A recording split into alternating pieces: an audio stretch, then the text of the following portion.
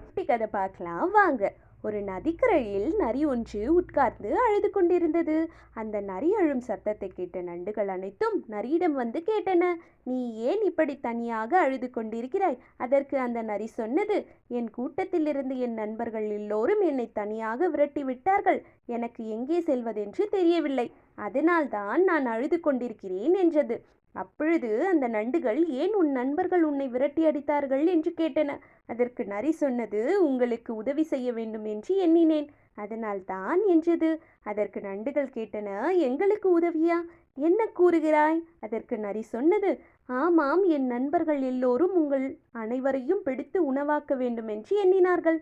நான் அவர்களிடம், இல்லை வேண்டாம், நாம் யாருக்கும் தீங்கிழைக்க கூடாது என்று கூறினேன். அதனால் என் நண்பர்கள் எல்லோரும் கோபமடைந்து என்னை அங்கிருந்து விரட்டி விட்டார்கள் என்றது.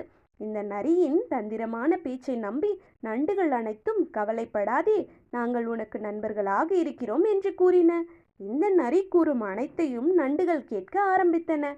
ஒரு நாள் நரி நண்டுகளிடம், நாம் அனைவரும் சேர்ந்து எங்கேயாவது செல்லலாமா என்று கூறியது. இந்த நண்டுகளும் நரி தன்னுடைய நண்பர்தானே என்று எண்ணிக்கொண்டு அந்த நரியுடன் சேர்ந்து வெளியே சென்றன.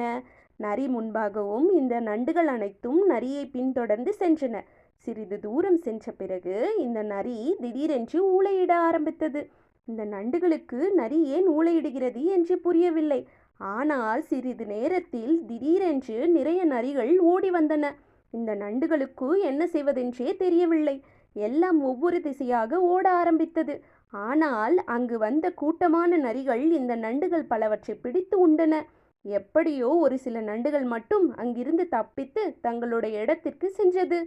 அப்பொழுதுதான் அந்த நண்டுகளுக்கு புரிந்தது, இந்த நரி பொய் கூறியுள்ளது என்று. நரியின் சூழ்ச்சியை, நாம் நண்பர்களை இழந்து விட்டோமே என்று அந்த நண்டுகள் வருந்தின.